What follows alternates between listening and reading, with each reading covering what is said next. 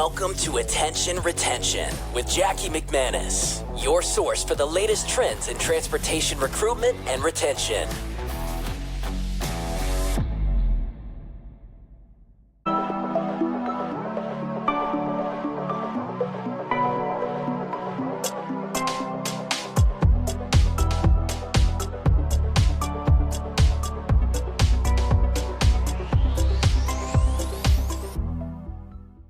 Welcome to Attention Retention. I'm Jackie McManus, CEO and founder of KJ Media. We're a recruitment advertising agency servicing the trucking and logistics industry. And this show explores the three pillars of workforce management. I like to call them 3 Rs: recruitment, retention, and recognition. Each episode brings together industry leaders to share real-world examples, best practices, challenges, and lessons to help move the industry forward. And today I am thrilled to be joined by Tucker Freight, a carrier with deep roots and a clear vision for the future. With a 4-digit DOT number dating back generations, Tucker stands out as one of the oldest active carriers in the country. Since new ownership in 2018, they've been modernizing their practice from recruiting to safety processes to technology and culture while keeping their people-first foundation intact. And joining me today are Cody McLean, Vice President of Safety and Human Resources, and we also have Danny Lynn, Human Resource Managers. Cody and Danny, thank you so much for joining me today. Thanks for having us. Absolutely. So before we dive into the 3 Rs, could you share a little bit about your journey and how you became leaders at Tucker? Cody, let's start with you. Absolutely. So, my journey started early on with the new ownership. Part of the family that owns the company now, I started, I think, 10 days after they purchased the company. Is that right? Yeah, I came aboard and I started the operations side, learned open deck and all things open deck. So I grew up around trucking. My dad drove, my grandpa drove, family, Sonny and AJ, been around it for a long time. So just been around trucking a long time, but I tried to get away. Sure. It drew me back into my blood. But I started on the operations side and learned all open deck operations, local van, OTR, regional, did a lot of those things. And as we grew, we saw the need that we needed to more focus on our safety department. And we didn't have a really dedicated safety department. So I kind of took that challenge on, just basically because it was more aligned with my past in education and coaching and teaching, and seeing my dad go through some of the hardships. It was always one of those things where it's such a goal of mine to have everyone return the way they started their trip. So absolutely, it just made sense for me. So you were number, what would that be? I think I was non-driving employee 7. Number 7. There were 6 people that were there that were employed at the time, and I think I was 7. Amazing. And been with the company ever since that. So what an exciting ride. And can you guys started with how many drivers when you acquired the company? So when they acquired the company in July of 2018, there was 27 or 28 drivers. And we're currently just shy of 300. That's quite the jump year over year, especially throwing COVID and a global pandemic into the mix. So I'm sure you've had some learning lessons and excited to dive deeper in the show today.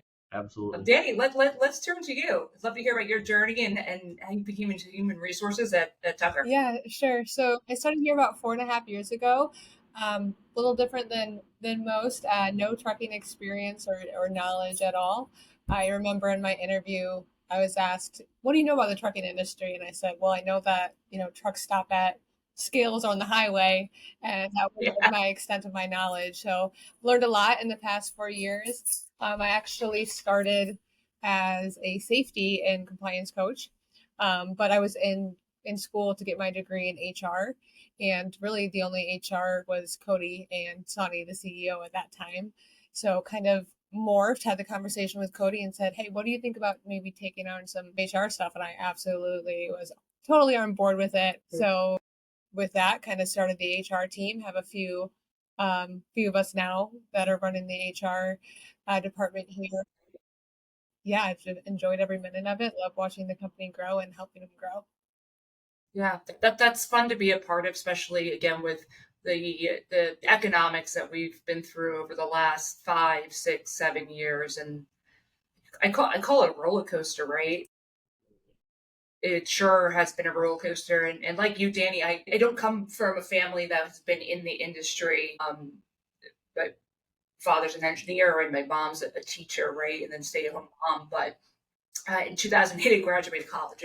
What a time to graduate college. 2008, we have the financial crisis, and I'm looking for a job. And so I saw online a ad for the sales at like a truck driver staffing agency, and I said, "Oh, what the heck? Let me go for it." And I met with the CEO, and it was a small company at the time, $2 million, and then over the time by there, we grew the business similar to Tucker, multi-million-dollar business at that point. But I started in dispatch, and I always say that's where I learned French, and then from there went to recruiting and then sales, but quickly fell in love with the industry and got bit by the bug, if you will. And so, what are those stories where it's always interesting hearing folks that have been in the industry because of families, also folks that are newer in the industry, and then we're bit by the bug, so we're not leaving anytime soon. Well, thanks for that. Let's start with our first R, and this is always the force frontal piece of any workforce management is the recruiting aspect. So, Cody, we hear from a lot of carriers that what worked maybe a year or two ago doesn't get the same traction today. What have you found to be the most effective approaches for attracting quality drivers in today's market? Well, I think it starts with you need to consistently think on your feet, changing your approaches, changing the way you're going about it, reaching out through social media, reaching out through different ad generators, different platforms, radio. I think you have to be open to looking and trying new things. It just all depends on what's right for your business and your company and what brand you want to push when you're doing that. And social media, you brought that up, that's come a long way. When we started the company in 2013, I remember calling on trucking companies and discussing the importance of Facebook at the time. And I was looked at cross-eyed with, like I had 17 heads. They're like, Facebook, my grandchild's on Facebook, right? And this is 13 years ago. Well, now Facebook has, out of the 3.4 million active CDL drivers, Facebook holds 2.3 million. And the drivers are active about 15 minutes a day on social media. So they're on the platform, they're living on the platform.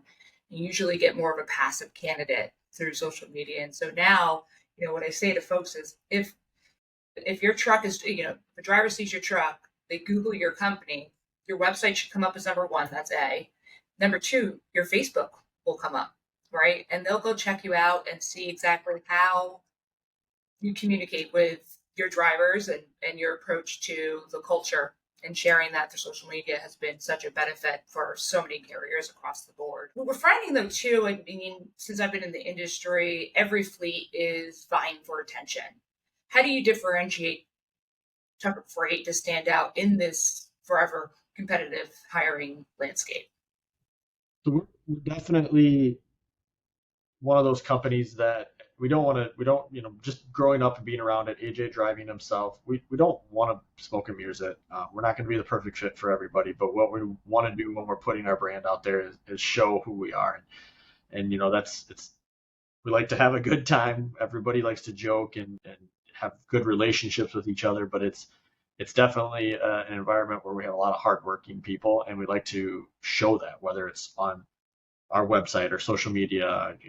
I'm not the most tech savvy person when it comes to social media, that by any stretch, but someone in our organization is, and I want to make sure that we're getting those things out there. We're showing pictures of our trucks, and one of our things that we use as a recruitment strategy is all of our trucks. We don't have a fleet color. We don't have a one set color. It's we kind of jokingly refer to it as a bag of Skittles, because we have so many different colors, and it adds an individualism to the drivers. Right? If they pride in their truck, they like to show it off. We like to do things like tell us what you're listening to today, and they talk about music, or what are the show us a truck picture, because we're always getting them sent to us, and we like to show those things and pride ourselves in those positive interactions.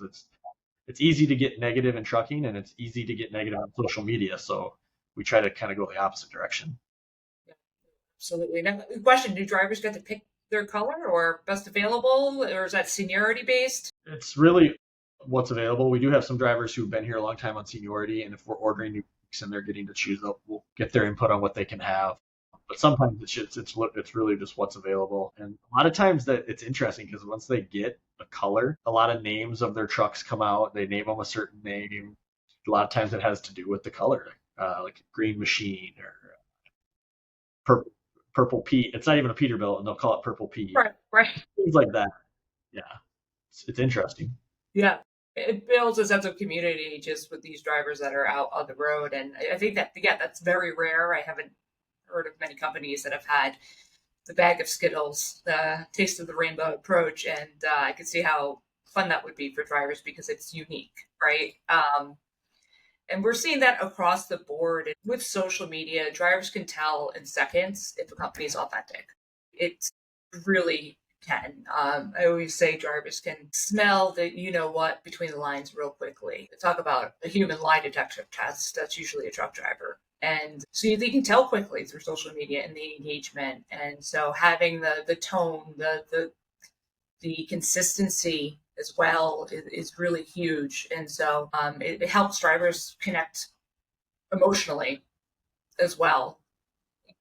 Talking about social and advertising recruitment, once a driver applies to Tucker, and this is a common question or something we talk about often with our clients, is what's the best practice? What does that look like after a driver applies to your company? And I'd love to hear from you, from application to getting a driver into the seat, what that best practice looks like in your mind. Well, it can look like a lot of things, I guess, but the number one thing is consistent touch points. A lot of times when we're recruiting someone, it's not necessarily just one call on their applications, and they want to know, they want to come back, and they have questions they think of. So it's consistent touch points, price speed of follow up. So if they do reach out or send a message or put an application in, we should be reaching out very quickly. It's a competitive world, and it's easy to find someone who's going to reach out to you quickly. Yeah, speed to lead is a common theme in many conversations that we have with our clients. There's a stat, and it was from one of the larger ATSs out there, that when a driver applies, that first 5 minutes is actually most critical to hear from that company, and that the hire rate drops, I think it's 40%, 42%. And that's not a personal phone call immediately, because obviously there's only so much time in the day, especially some drivers. We find about 40% of drivers are applying between that 8 p.m., 8 a.m. time frame, right? And so there's not a recruiter available, but having that automation, if you will, set up through your ATS or through your CRM or through your media agency, so the driver's hearing from your company quickly and has the next steps of what to do. And that's where we see a lot of drivers get dropped in that process, is not knowing the next steps. And so it's this big question mark for them, and leads them to maybe not answer a phone call or show up to orientation. I think you get to be very clear on those next steps. Yes. It shouldn't have a lot of vernacular or a lot of garbage in there. It should just be pretty clear of, hey, this is, if you want to continue on next steps, this is what you do. Boom. And it's quick, clear, and efficient. On the advertising side, we always have a joke with new hires that come and work for KJ, right? So creative is a big piece of what we do for clients, and just goes back to being clear. The inner joke is that if we think it looks really good, it's probably going to be the highest cost per lead, because it's too flashy. It's too, it's got too many bells and whistles. The clear, simple images on, let's call it Facebook, are the ones that still outperform. So it's like a gut check for internal team that, hey, If we think this, it's going to go the opposite way. Sure. Talking about being clear. Recruiters today, they face plenty of hurdles right now. What would you say are some of the more significant challenges that you've seen in over the last year or so in the recruiters and how their day to day has evolved, especially with AI and automation? I think that some of it is, we can generate a lot of follow up with a potential recruit, but sometimes they don't meet our criteria. So I think one of the things is finding the drivers that fit our hiring criteria. It's a competitive world for that. And we pride ourselves on our core values, our safety, service, positive attitude, and respect. We want people who fit that culture, right? Not just anyone is able to come in and just drive. That would be counterintuitive, right? So we, holding our recruiters to finding those good drivers, finding the ones that fit our criteria and our culture, and they're going to have some competition out there. There's a lot of good carriers out there that are fighting for those drivers. That leads kind of right into the second R, which is retention, right? So finding that culture fit, not just checking the box that, yes, you have 2 years of experience, CDLA, 2 years experience, you live in that area. That's how a lot of companies operated. I know when I started in the industry, 16, 17 years ago, I can't do the math anymore, but that's how a lot of companies used to operate. And then, I was astonished to see these 100% turnover rates and companies just kind of being okay and saying this is the status quo, this is the norm, and where that's been challenged, I think, since the 2020. Really, I'd say it's been challenged of, well, maybe this isn't the right way, or how do we align with more high intent pre-screen quality candidates so our recruiters can not only recruit the driver but retain the driver is really the biggest piece. I'd love to hear some any initiatives around retention that have made a measurable impact in driver retention at Tucker. Yeah, for sure. So, retention to us is a huge key, and really for multiple reasons. The cost to replace someone is so high. If we hire them, we want them to be here. That's the plan, right? So we want to be able to find issues if there are issues and fix them. We know we're not going to fit everyone.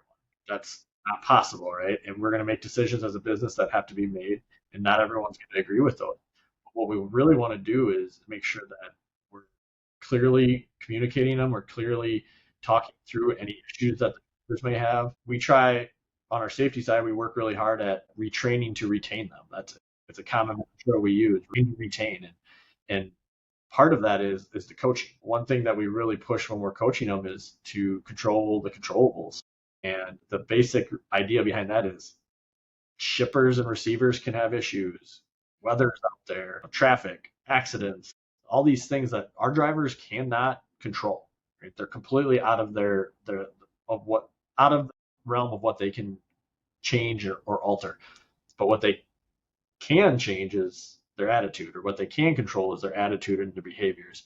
So we talk quite extensively about our drivers controlling the controllables, and our office staff and our dispatchers and safety coaches to be able to show them, like, there's going to be bad days, but if we're controlling what we can control, then we can talk through the rest of it. We can communicate through what we can do to solve problems. We're not always going to agree, but we're going to explain why. Yeah. And I love, there's two things you said. First of all, training to retain. I haven't heard that, but there's two things that you said there that I really like. First and foremost is the training to retain. I haven't heard that to date. And it's simple, it's clear, and it's digestible, right? It sets a value, like a core value, I feel like, for the internal team. If you're saying, we're not just hiring, we're training to retain. Yeah, and there's definitely non-negotiables where if someone doesn't choose the behavior that they need to choose, we can't keep them. It's not going to work. But if we can retrain someone, better manage their hours of service, or prepare and use the resources that we provide to prevent things from happening, that's what we want to do. We want to retrain them. We'll retrain and retrain and retrain until, just to make sure they have to be able to be bought into that coaching. And that's not driver specific, that's organization. Yeah. And human specific, open to coaching, right? Always be learning, really. And kind of no ego there is a big piece. And really like the control your controllables philosophy as well. That's been brought up by some other trucking companies we've had on the show, and the trucking companies that are experiencing the same amount of growth that Tucker's experiencing over the last couple of years. And I think that's a really big piece, is controlling your controllables, because we can't control so much in the outside world. And so in a way, it's proactively solving kind of friction points before they escalate, right? And I think I read it in a book somewhere, and I don't remember which book it was, but when I read it, obviously my brain's on trucking all the time and coaching and how Sure. it's better. And I read it and I was like, wow, that is a driver position to a T. And then I started thinking about it. And I was like, it's every position. We can't control the market. I can't control the weather. I can't control that thing, but I can definitely control my attitude about it. That's our positive attitude. That's one of our core values. Yeah, you see that on the social medias. Radiating is the positive spirit within Tucker Parade. That's evident. That is clear across the board. And a dispatcher can control their communication with a driver if they're stuck at a shipper. Right? They can control that narrative, and it's so clear and yet complex at the same time, right? Because it's one of those easier said than done. One piece I'd love to ask you on is, what is a feedback loop with new drivers that are coming in? Obviously, we've grown, if we do the math, it's over 2,000% since 2018. Yep. So talk to me about, first of all, how, is there sort of a feedback loop from new drivers when they come in, and what that process looks like to ensure that they are the right fit?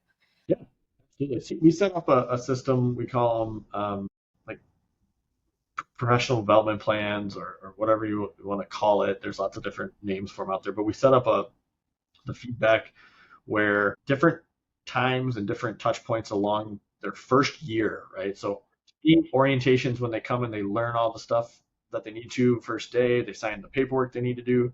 But onboarding it's long term. Like it's all of their firsts. So when they experience their first breakdown, we want to make sure that we're getting feedback on how our internal road we want to, when they have their first paycheck, we want to make sure that we're talking through what the settlement looks like and how it works and where they're going to get it, how to find it in our HRIS system, and all of those things. So it can be, again, it's so simple, but it's very complex because you don't know some of the firsts they're going to get. So we just schedule out different touch points throughout the year with different people, everybody from their driver manager, their safety coach, myself, our maintenance team. They have those touch points coming. And then with that, we also make sure that it's very well established early in their onboarding process that their driver manager and their safety coach, they're their resources. That is their job, is to be a resource for the driver. Because sometimes somebody's going to be on a phone or on PTO, or they're going to be off, but you have two people to really help you, and they're going to get you to the right spot if they don't have the answer. They're not going to have all the answers. I understand that. They're going to get you to the right spot, and then they're going to follow up, right? That's going to be huge. And we want them to establish that clear feedback loop so that we can know what we need to improve on. And then they also know, we can give the expectations of what the driver needs to do so they're meeting those expectations as well. Yeah, absolutely. It's always an expectation right from the beginning. And that's where I feel like many companies maybe miss the bill, even as simple as when the day of onboarding happens, right? Some drivers just know that they got a bus ticket and they're going here, and no other details besides for that, right? They may have the hotel. They don't really know who they're meeting with. And so even we've seen some clients implement an expectation sheet during onboarding, right? And this is what to expect. This is who you contact. This is your driver manager. And it's printed out, and it's sometimes some companies have them both sign, the driver manager and the new truck driver. And they've seen an increase in overall retention by laying that foundation from day one. So as you know, we see the first turnover, usually most companies do, for 69 days. Yeah, if you know everything's new when they're coming aboard, and if we were to just expect that, oh, because they've done it before, they know where they should go, they don't know. They don't know what door to go to. They don't know who to ask for, and so it's really making sure that we lay that out there early on for them before they get here, when they're here, and then continuously through that. And one of the things that we like to do after they've taken their first load and they're out on the road is we set up intervals of surveys. And I know a lot of people do that, and a lot of companies do. And what we really try to establish during onboarding and orientation is that is one way for multiple eyes to see it if you have a problem. How do we fix it? We want to fix it. And if we don't know about it, we can't fix it. Absolutely. With actual surveys, are they anonymous, or are they, do you know exactly who they're coming from? We put it on, we let them know that There's two methods. yep, they're going to come in to the system to our HR department, and then we disperse them from there where they needed to go. But we want to know, like, who are you? I can't fix your problem if you just want to anonymously say it. And part of that is there's the adage of if you can do it anonymously, you'll get more information. Yeah, potentially, but I can't fix it for a specific person if it's like, oh, my truck's not working. Okay, I know then that I need to talk to maintenance, but that, like, what about the truck? What about the the air conditioner or the it keeps blowing a fuse, or what, the different things that we have to deal with on the day is we want to know, and we establish that early on for them that just let us know. We can't fix it. You're out there. We are your resource. There's always been, those two methods, two approaches, and I've always leaned in favor of knowing exactly who is having what challenge at what time, so you can, as an organization, you could actually address it. I see the benefits of the other side, but in spirit of retaining the actual trucker himself or herself, knowing and being able to address it, especially if it's equipment related, right? That's one of the top 3 reasons drivers leave companies is because of equipment. And so if your company doesn't know how, again, not mind readers, right? Yep. Yeah. So, that's why when we do like our setup of our professional development plan or our onboarding plans, we set in there's a portion for our director of maintenance. They have a reach out to make sure, not necessarily just that the truck is working well, because hopefully when we establish it, the driver manager or the safety coach knows about when something's not working, and they're kicking it off to the right team and helping get it moving, and the driver hasn't gotten the feedback. But one thing we want to know when that touch point happens about midway through the first year, is, are you being taken care of when you get to a dealership? Are you being taken care of by our road repair team if you had a breakdown? How was our communication? Did we follow through on what we needed to follow through on? Those types of things. And that two-way communication is the theme of retention when it boils down to it, is that two-way communication, right? Understanding exactly where the driver's at, them understanding where your company's at, and the surveys, the manager check-ins, but having the consistency, I think, is what's overall key, right? Yep. I think that's always the challenge, is that some of the, I don't want to say simple, because they're not simple tools, but scheduling certain follow-ups in certain times, right? It's all a system. It's all a consistent system that's working for you, right? Versus the kind of going off on a whim, and this sounds like a good idea today. It doesn't work. And so having that roadmap internally, I'm assuming, is what has attributed to the retention of drivers and the growth that you guys have experienced over the last few years. Yeah, it's an accountability for everyone to do their step. Be consistent with their communication, be consistent with their follow-up. There's a saying out there, consistency over intensity, and I think that intensity is like it. We need to be able to say, "Great job," who, so and so, for what you did and how this went, or following up with, "Hey, this needs to be worked on." But if you're saying it one time, you might have caught 5% of the people. If you're saying it 2 times, you might have caught 20% of the people. But when you kind of are to the point of maybe I'm saying this too much, you're probably getting the majority of them. Well, in the advertising world, it is very much 7 to 10 times somebody needs to see your company in order to have that brand recognition. And that's not only just this trucking, it's just advertising in general, right? So you're seeing that brand, whether it's on a billboard, a Spotify ad, in order for that brand to really sink in. And so there's that consistency on the advertising side too that we see in order to get the company's name out there. Let's kind of finish off with the last R, right? Recognition. And I think that's an aspect that does get overlooked, but it can make all the difference in morale and loyalty. And so, Danny, I'd love to hear from you and what recognition programs or initiatives have made the biggest impact. Sure. Well, we've done a few different things. I would say one of the top ones would be our Driver of the Quarter and Driver of the Year program. And we do this by sending it out to everyone in the office, everyone in the shop, and saying, hey, nominate a driver who you feel is deserving of this award. And it doesn't have to be anything specific. They could have had one good interaction with that driver and they can nominate them. And that's what we want. We want everyone involved. And we found that drivers love it and truly, really appreciate it.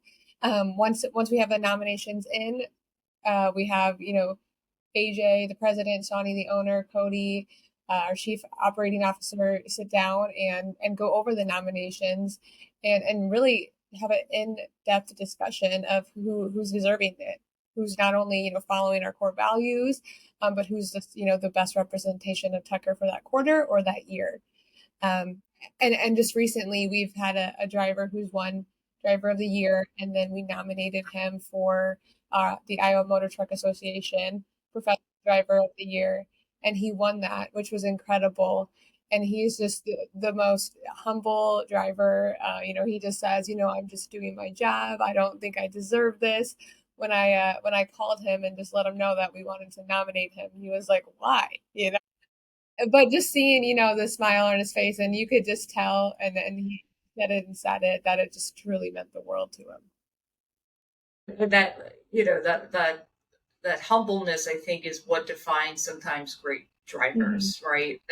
They're just doing their job, and I love that was his response to you. Yeah. And I'm sure that was a very fun moment in his life, and going back to his family and saying, "Hey, yeah, this is what I want." Even today, this was months ago. He still can't believe it, but he's more than deserving of all of those awards. So it was awesome to see.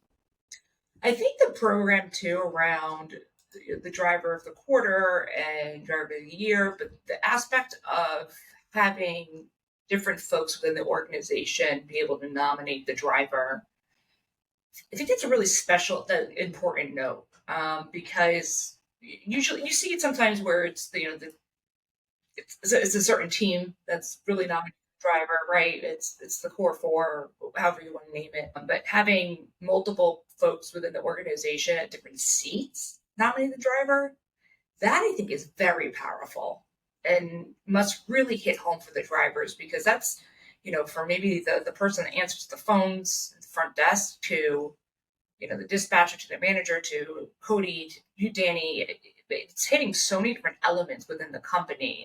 That's such a special, important piece of going about the Driver of the Quarter. Yeah, we want our maintenance techs, our detailers, to even put in nominations, because they may have a one good interaction where the driver was very, very respectful, or just had a great attitude, or anything, and they can put in a nomination for it, and that's what we want to see. Yeah, absolutely love that. With our industry, obviously drivers are remote, if you will. How do you cultivate that relationship and the connection to the company and to each other, mm-hmm. right? When drivers spend so much time on the road. Yeah, so we talked about social media a little bit, but one thing that we really found is useful is we have a private social media group specifically Okay. for our drivers and their families. So if it's something that they just want to kind of run by, another driver a question or share a funny meme, they all have a place to do it. We get a lot of memes in there, that's for sure. So Sure. No, memes go viral. yeah, yeah. So it's a good way for them to interact and build relationships with each other, and really kind of fosters that whole team building concept. Yeah, no, absolutely. Now, is that something that was started by the company itself or by a driver? The company started it. That's fantastic. Yeah, sometimes you see both sides, right? Either whether positive or negative by the driver starting it is a different story. And I laugh. We've seen some Yeah. Facebook to forgiven and taking things down, obviously, with freedom of speech. But anyway, with the company starting that, obviously, it drives an initiative for drivers to then, yeah, experience what they're experiencing, showing pictures of their, Betty Blue truck and, experiencing that piece. And that's where I think social media just has come such a long way. I mean, since 2013, since I started the company, to even 2020, right? And how we communicate with folks has just rapidly changed so quickly in a positive way. I think sometimes it's overwhelming as well. There's a lot of different platforms and apps and gadgets out there, and but keeping that community kind of close knit and fun too, because that's a big piece, is keeping it positive. Like you mentioned, is there's so much negativity around our industry, and so that's a big piece of what we do on this podcast, is try to tell the positive stories and shape it, because there's going to be negativity with any industry, really, right? But that's really what's been highlighted in ours over the last couple of years, and so I mean for decades, right? So it's what's the good in this? Yeah, we use it to recognize also things like drivers that have had clean inspections for the month, or their Isaac score with their ELD if they've gotten 100% for the month. So we use it as a recognition tool in that sense as well, which is really cool, because then you'll have others commenting on it saying, "Oh, good job, congratulations." Yeah. Fosters that as well, which I think is really awesome. Well, absolutely. They could share it with their friends, family, wives, husbands, right? And I think that's also the piece too. And what's nice about social media is that other folks can see if a driver's out for 3 weeks at a time. Hey, you know what? The company's the driver of the quarter, right? And so there's that community that's built not only with the drivers, but then with their families and the company as well, which is so important. So I'd be curious, Danny, from your experience, for carriers that want to start a recognition program, right? But obviously margins are thin in the industry. They don't have a large budget. What's one small thing that they could do right away, right now, that could make a difference in recognizing their drivers? Smallest, easiest thing, and everyone can do this within minutes, is just pick up the phone and tell a driver thank you. And thanks for all you do. I think goes such a long way, and is such a easy thing to do, but also an easy thing to forget about as well. I mean, anytime, we come across a driver, all of us are kind of reminded, thank you. It doesn't have to be driver appreciation week to appreciate a driver. It should be every day. And we try to remind the team that, we're all here because of our drivers. They're the ones that, give us jobs as well. I think that's an important piece. The power of thank you goes a very, very long way. As we begin to wrap up, we've talked about recruitment, retention, recognition, three areas really that really define the health, I believe, of a fleet. To both of you, I'd love to know what's maybe the most important lesson you've learned in your career about leading in this industry, especially around the recruitment, retention, and recognition. I can go first. Anyone, so. I mean, there's so many important ones. That's a Question. It's a hard one to answer, but I think, the biggest thing to always do is show that appreciation. Mm-hmm. the small shout outs, sending a message across the ELD to say thank you, to pick up the phone and say thank you, making sure others know it, whether that's driver, non-driver, office, shop, it doesn't matter. People they're doing their job. They do it to do a good job, right? They're doing it because it's making a living. They're doing it, but nobody sets out to say, I'm going to do a bad job today. Like, that's not a goal. And having some positive intent with everyone and saying, just tell them thank you. Just, I appreciate what you're doing. I appreciate your hard work. Thank you so much for the sacrifices you make, obviously for the drivers, and respecting that they have hard jobs and that everyone's putting in the effort. And I think that goes the furthest, and that helps to build that community or that team to just be successful. Danny, I'd love to hear from you. Yeah. So one of the We're a person in the industry, just like, I guess I've been around 2 decades, but that's okay. One of the first things I've learned here, and it's repeated probably almost every day, is building relationships is critical for the office to communicate with the drivers, for that recruitment part, that retention part, and that recognition part.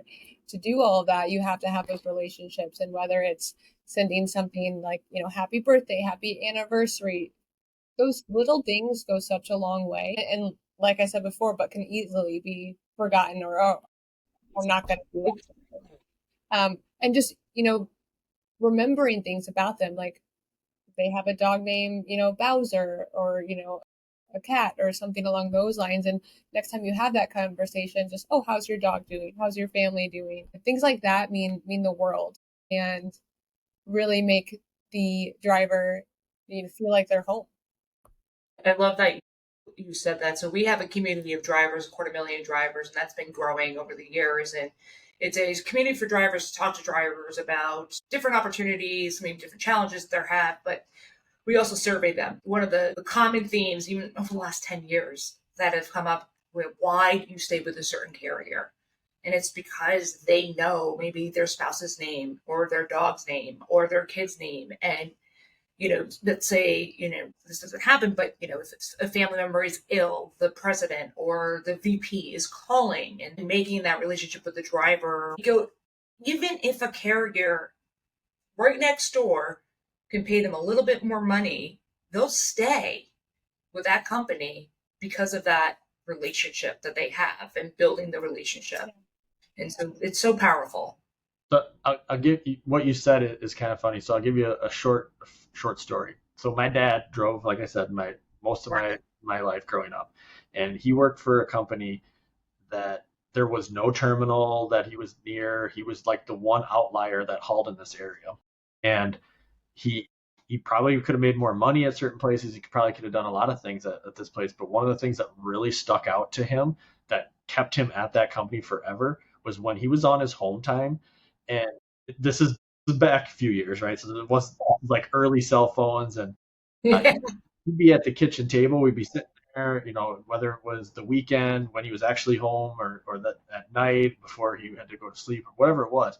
And he'd be talking to his dispatcher, and they would ask about me. They'd ask about my sister, my brother, the family in general. And that is what kept him there. And that's part of why Sonny and AJ and, our HR team and our recruiting team and ops teams and all of our teams are built around those relationships. That's kind of serendipitous, that full story right there. It's incredible. And let's say, that was a couple of years ago, maybe a couple of decades ago, right? It still rings true. It still rings true, right? Exactly. Before we had these AIs and chat GPTs and all this nonsense going on, that human connection, that human relationship still rings true. And before we wrap up, we do have a community of drivers, and they're going to be listening into the podcast. So, Cody, I'd love to kind of open the floor to you, and if you could explain a little bit about the opportunities that you have available to all of our drivers at Fifth Wheel Hub. We're going to have a link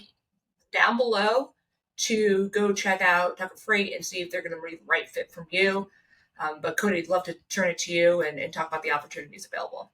Yeah, so we have one thing that's really been helpful for us is that we have a lot of options. We We have an open deck division. We have a van division. Within each of those, we have local freight in different areas. We have flex, we call it, which is out maybe, 2 to 3 nights a week. We have regional OTR for those divisions. We also have some dedicated fleets that have, some are OTR dedicated fleets, some are local dedicated fleets. They're just in certain areas of the country, right? So we have a lot of options, and that's always been really good for us because we will have someone that comes on and they're running some van freight, or they're running open deck, and they, maybe they're getting to a point in their life where they don't want to be fighting the elements as much and they want to haul some van freight. And we have some of those options. And I think the big thing that I like to share with everyone, and I share this in orientation on day 1 or 2 with every single driver that's come through our terminal, is, we're going to make mistakes.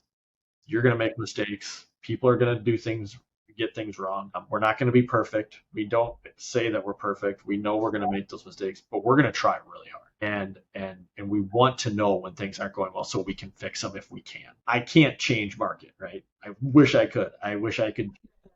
But again, if I can change it, we're going to work at changing it. And we're not going to be the best fit for everyone. But I think we have a really good product, and just being out there for our drivers and having the resources for our drivers is what we have to offer the most.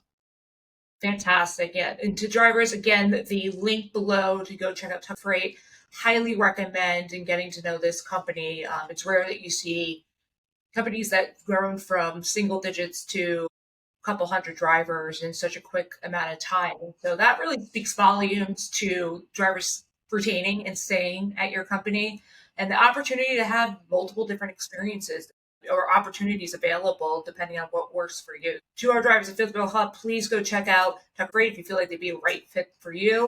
Cody and Danny, thank you so much for being on the show. And it's been an honor talking to your team and learning about all the great stuff that you guys do at Tuck Freight, and very inspiring. So thank you so much for being on. Thank you. Of course. And thank you to our listeners for tuning in. Remember, the road to success begins with effective recruitment, thoughtful retention, and genuine recognition. Feel free to share this knowledge with your peers and industry colleagues. Your sharing can make a difference, and together we can empower the industry to thrive. Until next time.